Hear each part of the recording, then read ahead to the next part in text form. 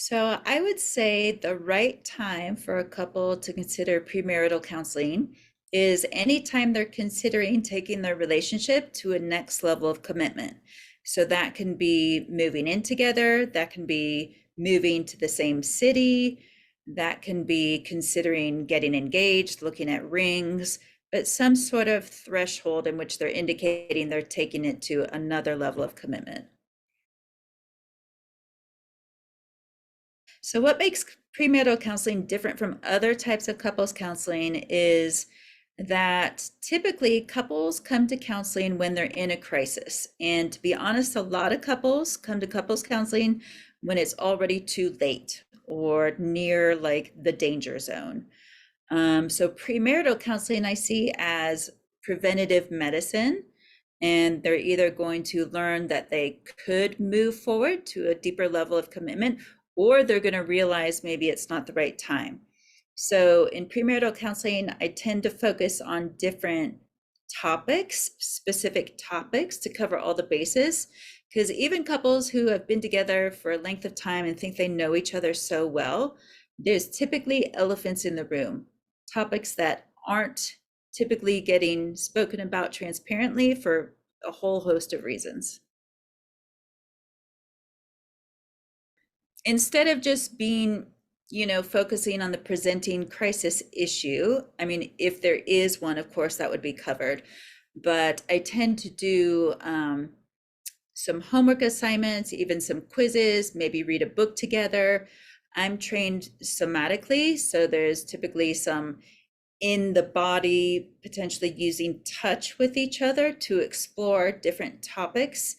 Um, and I typically have a list of topics that maybe like 8 to 10 different things, which get covered in premarital counseling. So it's a little bit more structured than just regular couples therapy.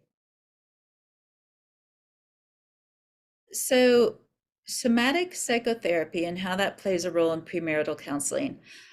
So, I'm formally trained in somatic psychotherapy. It was the whole focus of my graduate program. And what that means is mind body connection. So, we tend to pay way more attention to not only our own physical bodies, how emotions, trauma manifest in our physical bodies, paying attention to our nervous systems, but also those of our clients. And we can either do that more subtly and just observing kind of quietly, because a lot of clients might have no idea what that is, or do it more deliberately and help clients start to learn to track their own nervous systems of things like fight, flee, and freeze, how they start to learn to track that in their partner so that they can become more expert on themselves and their own triggers, and therefore also more expert on their partners and what their partner's triggers are, so that you don't just get in the habit of throwing salt on your partner's wound, but you recognize their wound and you help them be healed and repaired and evolved out of it.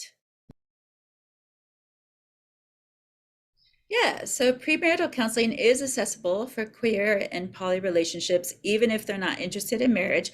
We might just not call it premarital. We might just call it couples therapy. I've had some couples be very resistant to even the concept of couples therapy, so we'll call it communication class, like whatever works. So typically, couples that are queer or poly will have some of the same issues as, say, a heterosexual monogamous couple, but there might be additional concerns like more attention needs to be made around creating community, building foundations, their sense of family or chosen family. Poly relationships tend to need an even deeper level of self-awareness and more advanced communication skills and really clear boundaries about expectations. So some similar topics, I would say, with some different nuances depending on the parameters of what that couple is doing and depending on what existing support systems they already have or don't have. Therapists do not specifically have to be licensed for premarital counseling.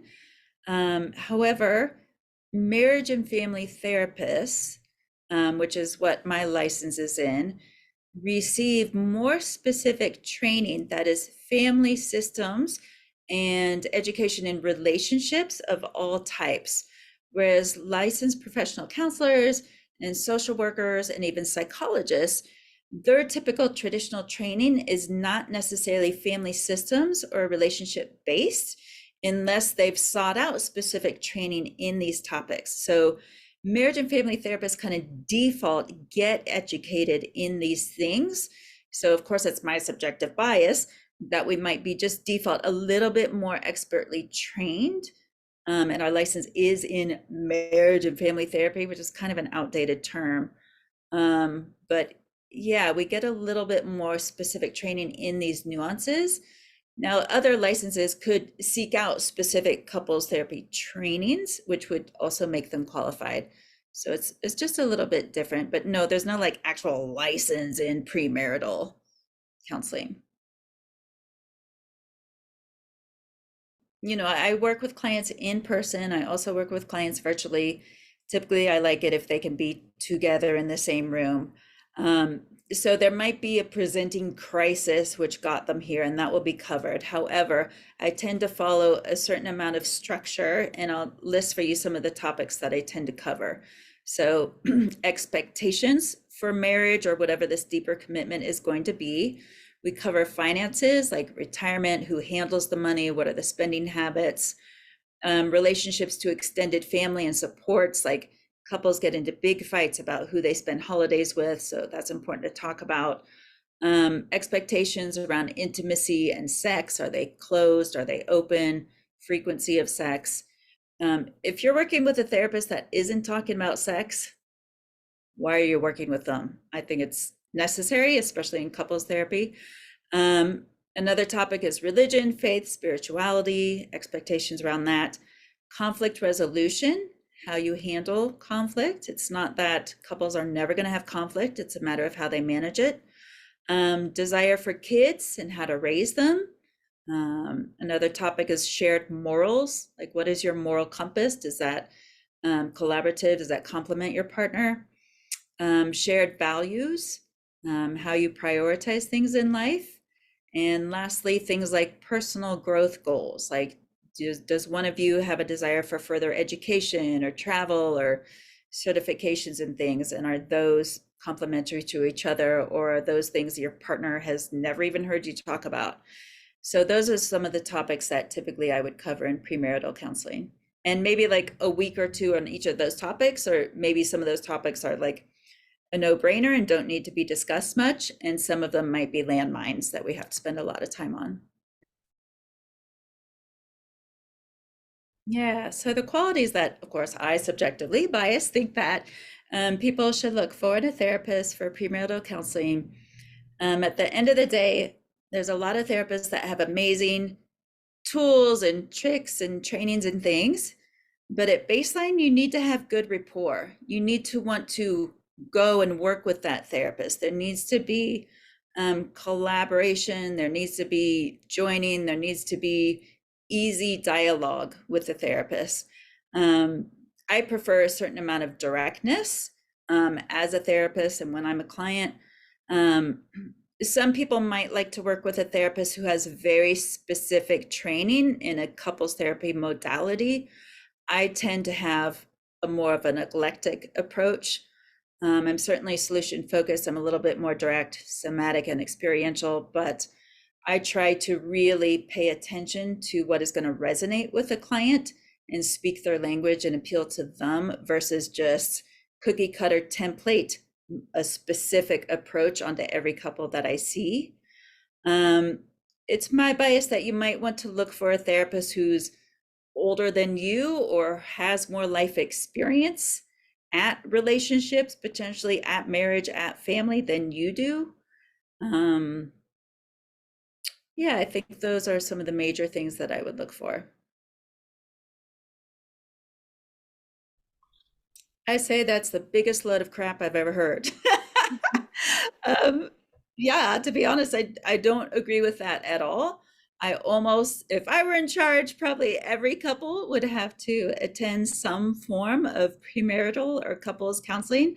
I think if that were the case, a lot of relationships would not result in breakups or divorce.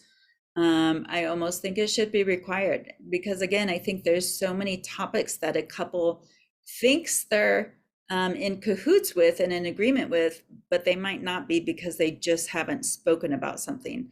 So I think there is taboo that if you have to be in couples therapy, you must already be in crisis. And I see it more as preventative medicine, like what you don't work out with your existing partner you will potentially break up and then just work it out with somebody else. So when you come together in couples therapy, you stand to grow and evolve and transform and learn a lot. Whether you stay with that person or not, it's going to help you go forward, no matter who you're with.